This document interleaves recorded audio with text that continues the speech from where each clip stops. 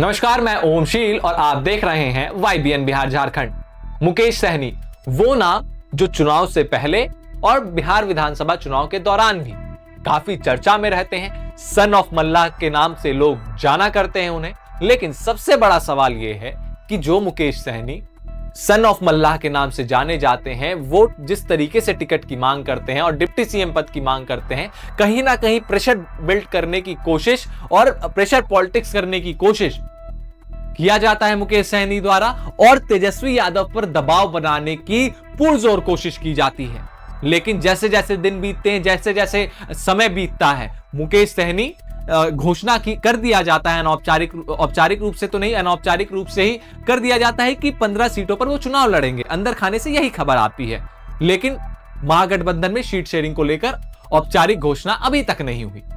तो सवाल यहां पर यह है कि जो मुकेश सहनी अपनी पार्टी के लिए और मल्लाह वोट बैंक को लेकर चलने की बात करते हैं, वो खुद चुनाव लड़ने की भी बात उनकी चल रही थी। लेकिन जब आरजेडी उनके लिए एक सीट छोड़ देती है और कहती है कि आपको ये सीट चाहिए थी, ये आप सीट लीजिए और आप भी चुनाव लड़िए, तो जिस दिन नामांकन का दिन होता है उस दिन मुकेश सहनी कहते हैं कि मैं चुनाव नहीं लड़ूंगा। वो अपने भाई को उस सीट से चुनाव लड़वा देते हैं। सबसे बड़ा सवाल यहां पर यह उठ रहा है कि अगर मुकेश सहनी ये जानते हैं कि वो सन ऑफ मल्लाह हैं, अपने आप को ये बताते हैं कि वो सन ऑफ मल्लाह हैं और मल्लाहों का वोट उनके साथ है, तो आखिर वो चुनाव लड़ने से पीछे क्यों हट रहे हैं, वो बैकआउट क्यों कर गए? ये एक बहुत बड़ा सवाल है। और ये सवाल इसलिए भी, क्या मुकेश सहनी अब डर चुके हैं, या वो जिस तरीके से दावे कर रहे थे, जिस तरीके से वादे कर रहे थे कि मुझे डिप्टी सीएम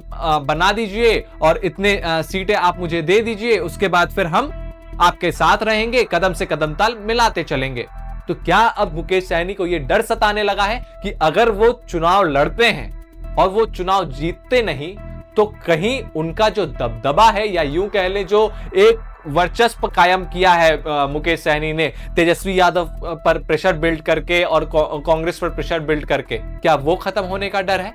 क्या इसका डर मुकेश सहनी को सता रहा है? ये एक बहुत बड़ा सवाल है, क्योंकि मुकेश सहनी एक ऐसे चेहरे हैं जो कि ये चाहते हैं कि मल्लाहों की बात की जाए और मल्लाहों के बेटे को, बच्चों को, मल्लाहों को आगे बढ़ाया जाए। तो आखिर मुकेश सहनी जो मुखर रूप से मीडिया में आते तमाम तरीके की बयानबाजी करते हैं, वो बैकआउट क्यों कर रहे हैं चुनाव से? ये एक बहुत बड़ा सवाल है। आपको क्या लगता है? वीडियो को लाइक करके, चैनल को सब्सक्राइब करके जरूर बताएं। नमस्कार।